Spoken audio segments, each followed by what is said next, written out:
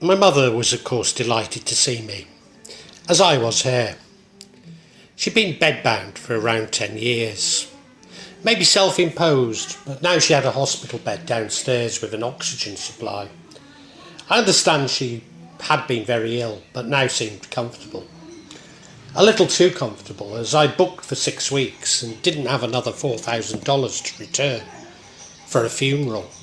Nor probably could I, as in February I needed to reapply for my Indonesian residence, a process taking around 2 to 3 months, during which time I cannot leave Indonesia. When I explained my predicament to the doctor, she rather too understandingly said that it would be better if my mother died fairly soon. I knew there would be little in the house for me to eat, and so I began my regular visits to the market and supermarkets. Irregular as without a car, I had to carry my shopping on my back. In fact, it was quite a relief that I walked everywhere, as a number of roads in Shrewsbury had been closed for social distancing, and I would probably have not known the alternatives. Exactly why Shropshire County Council would close roads to enable social distancing is beyond me, although maybe the health issue had spread to cars in Shrewsbury. But then I need to be clear that I'm not a public health expert, nor would it seem was anyone at Shropshire County Council. But to be honest, I enjoyed going to Shrewsbury to refresh my childhood memories and visit old friends, including Mitch, who lived on the way to town, Dave, who had a stall in the market, and Kipper, who works at M&S, but lived on the same street as my mother. I was less happy when the artisan baker whose bread I love refused to take cash, and thus I left empty-handed. Going to the supermarket was less enjoyable, but it got me out of the house, as did Friday visits to the masjid or mosque, and Sunday to St Chad's Church. Certainly when I arrived it was September, and whilst not hot was quite pleasant, although by the end of my visit I got soaked to the skin on a number of occasions, to such an extent that I refused to leave the house for a few days until my bones had stopped aching. My mother now had lots of carers visiting her, only for 30 minutes or an hour at a time, although some stayed overnight. So there was nothing really to do for her. I did cook a few times, which she seemed to enjoy as a change from microwave meals. But unlike my last visit, she no longer demanded alcohol in the middle of the night, claiming to have broken her back or that her time had come. The carers were all lovely, and I seemed to get on well with them. Most thought my mother was a wonderful, kind person, which was true. But just a few had picked up on her attention-seeking covert narcissism. Rather strangely, I never did meet their manager, who was one of those putting me under pressure to get to the UK. I guess she has seen this narcissistic behaviour in many elderly people, but no idea that I had detected it in my mother since I was 8. Maybe even earlier, but I have memories of knowing this from the age of 8. I also took the opportunity to look at my mother's finances, but it would seem that a private carer had been sorting things for her. When I explained to my mother how much it had cost me to get to her, she wanted me to take it out of a bank. I wasn't sure that I could, but I had power of attorney. But because I had power of attorney, I actually could. But I couldn't. Despite having checked it when my father died, the bank claimed that I hadn't been registered and that they would do it. As it happens, I never did get the money released. And NatWest Bank, who owned RBS, were absolutely wonderful, but confirmed that there was nothing I could do about my bank account closure.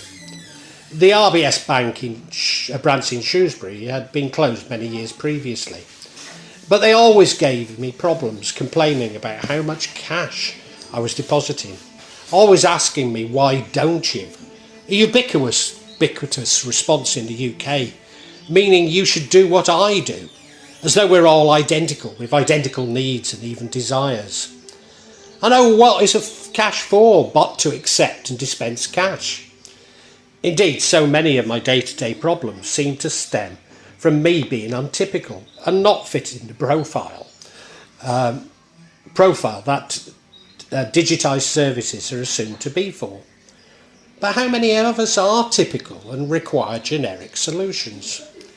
There's no point in arguing with service providers, as they cannot comprehend why one size fits all should not, and why one size fits all, and that it doesn't fit me, and therefore it's my fault.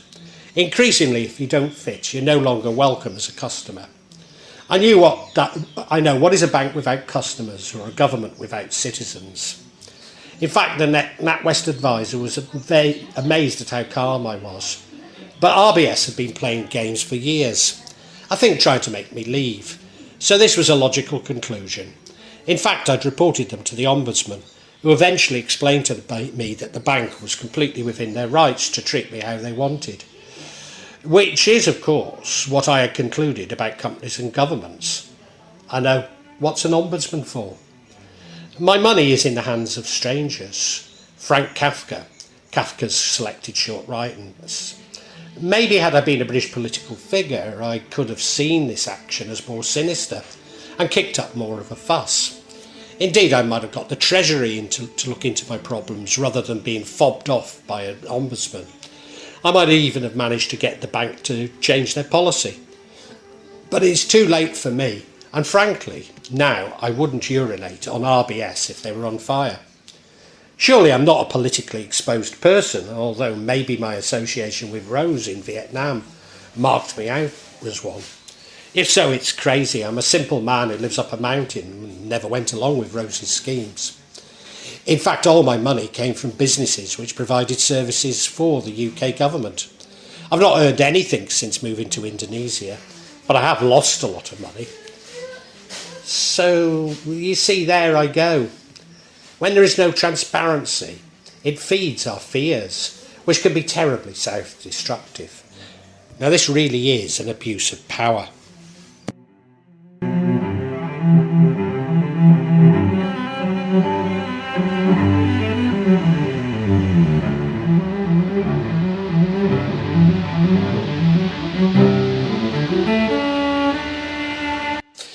I also bought a temporary SIM card, as now almost everything in the UK must be done online. I understand even booking taxis, not that I tried, preferring to walk or simply not struggle with their ill-conceived online booking systems. But as a visitor, it's just too much effort when I have legs. I did mention that I'd given up consuming a whole pile of things now. Some years ago, I had the nightmare of being locked out of essential services, even my own home, because I was unable to use the digital systems, which were required to access the simplest things. Maybe this followed one of my regular problems with RBS. Indeed, I'd been unable to send my own money to me in Indonesia. It was down to my last $500 before they admitted to the error. My last $500 with no way of getting any money to feed my family, nor getting money sent to me in Indonesia. Is this dream now becoming a reality? It certainly feels like that to me. All in all, however, things were going well, not least as my mother was now far too ill to play games with me, goading me to lose my temper, as she always did, beginning on the third day of every visit. But of course I missed Maddie, and I knew what I would do for 6 weeks. Maybe visit my friend George in Burton, or even a trip to Manchester. Although I've not heard anything from my son Branwell since my father died. Or more poignantly, I told him I could no longer send him money, as this was coming from my father's generosity. Losing one's temper is actually a normal reaction to the cognitive dissonance which occurs when under narcissistic attack. You see, no matter how much psychological training we receive, nothing seems to work with a narcissist. Maybe I'm worse because I'm an empath and simply cannot equate with anyone not recognising my anguish and backing off. But my anguish and indeed my lost temper are exactly what the narcissist wants to create, as they feed off such emotions. To those not knowing the narcissist, it is the victim who seems imbalanced, and the narcissist themselves is perfectly calm and reasonable. It is this trap that I've jumped headlong into all my life. It is thus my lack of emotional intelligence, not my lack of emotional intelligence, but too much understanding from my empathy, which was creating this reaction. Although actually it's simply a projection. So I was actually just reacting by spotting the manipulation. My psychopathic partner would castigate me for losing my temper with my mother, suggesting that I had anger management problems. To a degree this was true, but such interactions are never in a vacuum.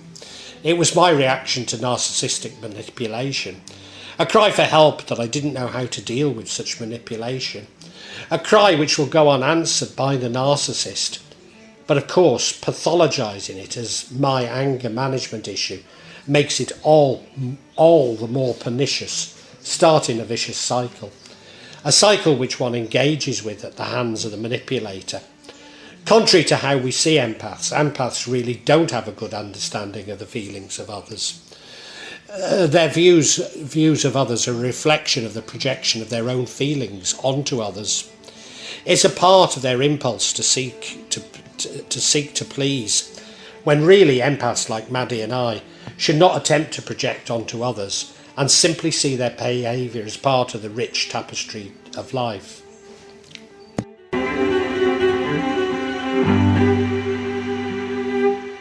I began planning what I'd do with my time and called my cousin. His wife answered. Before I could say much, she started telling me off for abandoning my mother, that I couldn't even be bothered to call her. Apparently they were disgusted with me. I chose not to argue my case. I'd been in business long enough to smell deception and know it is better to think on it.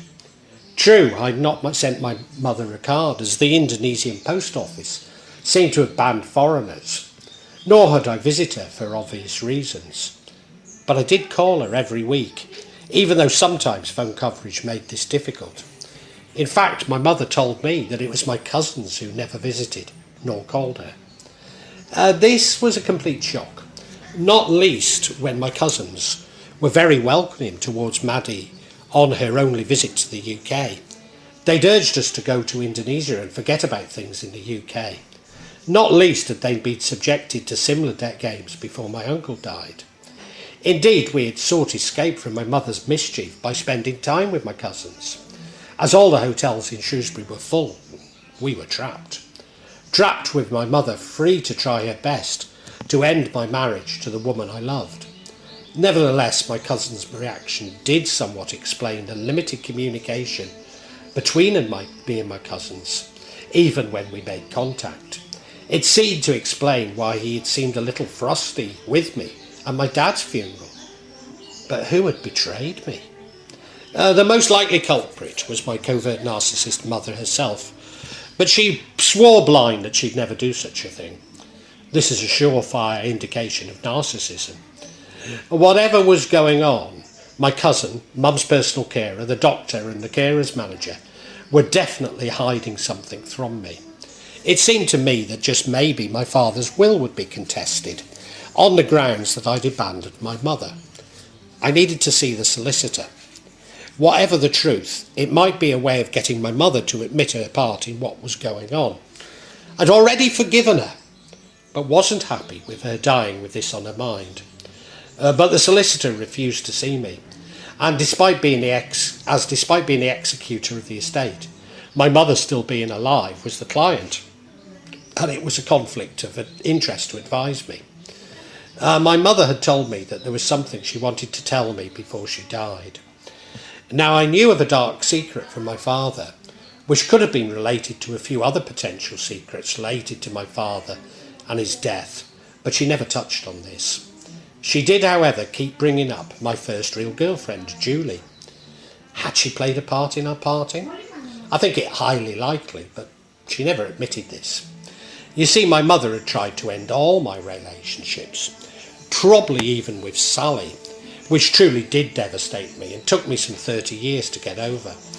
My mother probably blames herself for my isolation in Indonesia, and partially this is true, but more because I was running from her than due to breaking up with girlfriends from the distant past. Naturally, I explained to Mum that I now had Maddie and was happy, But like all narcissists, she wasn't listening. In fact, she doesn't hear. I used to say that she had selective hearing, and indeed she did. But you see, she literally only hears what she has convinced herself is true and completely blocks out anything which doesn't confirm her view of the world. But don't we all have a degree of selective hearing? How else could we speak to others in a noisy bar? Nevertheless, selective hearing can become malignant when there are mental or personality disorders. This selective hearing appears to be encouraged and reinforced by the reinforcement of our prejudices via social media, with algorithms increasingly narrowing their recommendations so that they reflect what we already believe, never being challenged, an echo chamber which is making us all the more cognitively distorted, even narcissistic.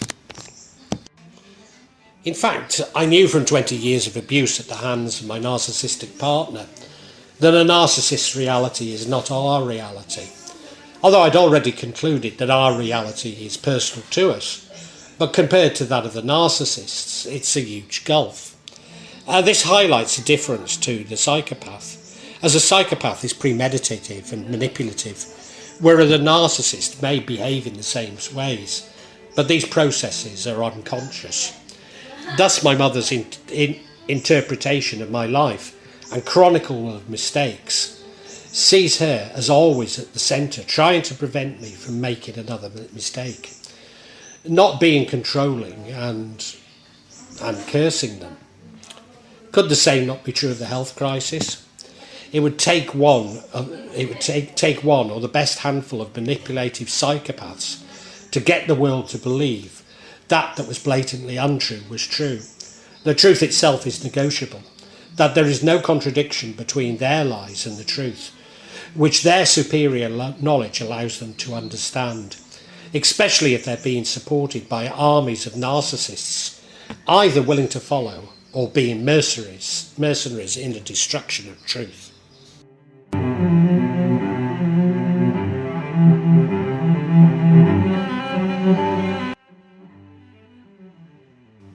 My running was a form of emotional detachment from my mother, while still loving her. But in creating this, I became emotionally detached from others I loved, often unable to sustain a long-term relationship with those my mother had not already put off, unable to grasp the reasons for my inability to sustain relationships. My mourning for my mother also became a mourning for my own lost potential, blaming myself for failing to bond with my mother and overcompensating by always striving for something else, something that was maybe unobtainable. In claiming that I never phoned her and that my cousins never visited her, my mother was only seeking sympathy, as were the illnesses she feigned all of her life, but became endemic for the last 15 years. Although she was dying and was ill, but I was guarded from so many years of crying wolf. As she turned all partners against me, or me against them, she wanted my love exclusively. She probably justified this in her own mind that they weren't right for me. But now she decided that I'd be happy with Julie, and deeply regretted her actions. Controlling until the very end, despite thinking that she knew what was best for me, and what I really wanted. Maybe I could have been happy with Julie, certainly with Sally, but these are now behind me. I don't think I'm actually a super empath, although we can all become super empaths, mirroring their rage when pushed to breaking point by narcissists. I can immediately think of 3 occasions when this has occurred. I say super empath rage, but all I've really sought to do is expose narcissists and their lies. Not recommended in the case of my mum. I had let both my dad and cousins know my conclusions about my mother are backed up with illustrations. And whilst it may be cruel to describe my father and cousins as flying monkeys, they would almost certainly have confronted my mother. As always, the backlash was disproportionate, involving accusing me of the very same behaviour I had identified in the narcissist. I have to conclude that this is exactly what my own mother had done to me. Indeed, the reaction I always got, the reaction one gets from a narcissistic family. Once you conclude that you're dealing with a lion, then calling for help is like calling for help from a pride of lions. I now have Maddie, and we're both empaths, who need someone to love and be loved. Paradoxically, the other girlfriend, who was also an empath, and I was ideally suited to, was Doreen. But Doreen was black, and this was the 1970s. My mother made her objections clear, claiming that my father had said it must be like kissing a gorilla. Of course, I now know that my father would never think like that, although could have been manipulated by my mother to say such a thing.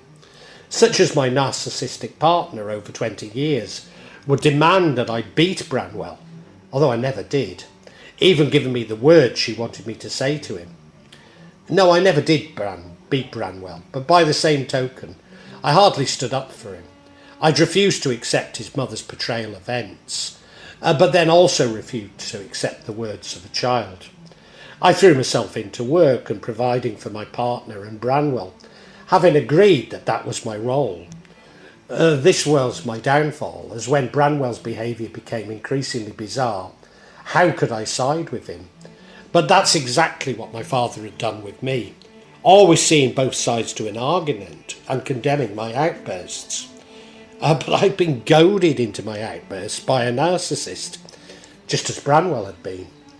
Yes, this was a lesson I had learned far too late. But as I say, my mother has selective hearing and wasn't interested in my love for Maddie. Like Branwell, I also loved Maddie for everything about her. But a narcissist love is a love which comes from self-loathing, a fear of loss, meaning they want to kill you. Thus my mother's love for me was a different love.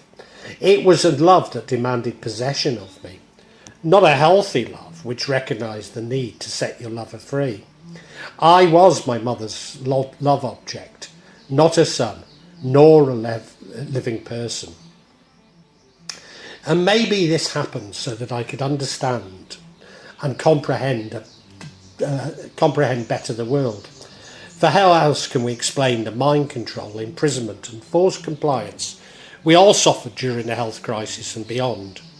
Like my mother, at least some of the rich and powerful really do believe that what they did was in our best interests. But like my mother, such control always goes horribly wrong and appears to be leading our societies into authoritarianism. In fact, looking at my life, it seems to have been characterised by periods of manipulation, but me not behaving as predicted. You see, as an empath, that I know that something was wrong and seek to please what I perceived to be the real motives, but doing the opposite of what they wanted me to, as empaths so often do. When even authoritarianism doesn't work as expected, the rich will abandon us for their private islands and tax havens, imprisoned in a false paradise of their own creation. For their fate is to die lonely, as my mother did, regretting their actions, but never enough to fully admit to it, even to themselves, still blaming others for all that went wrong. Like my mother, they will convince themselves that it was this action or this action was wrong, not their whole lives trying to control and driven by greed. As soon as Maddie and I feel attacked by black magic, it becomes obvious that the malevolence is attempting to split us up, to take away our divine love. I understand that this is a spell involving a broom. This would explain Bar Annie and the Duke and brother regularly sweeping around the perimeters of our homes in Jakarta and Java respectively. I wonder if this is also related to the tradition of jumping the broom, a phrase I already knew from the UK Romany tradition, but also from my time in New Orleans, where it had been a tradition amongst plantation slaves. Maddie becomes jealous of my past loves, as I am her first love, despite her previously having been married. But I have already left the UK behind, along with these loves, including my regrets, but not my memories. Maddie's illogical jealousy made me feel a little less loving towards her. And yes, do fleetingly think about what might have been. You see, when Maddie and I are together, we are strong. But I love providing the best protection against black magic. In fact, when under attack as an older man, one of the first signs is erectile dysfunction. But when I remind myself of how much I love Maddie, it works better than any blue pill. And why wouldn't it? For this is natural, not a product of corporate greed and control. That's the end of this chapter. I really hope you've enjoyed it and will listen to the next chapter. Yes, it is based on real people, but it is a novel. And I hope that anybody that recognises themselves excuses me, because I've tried to make it an amalgam of real people.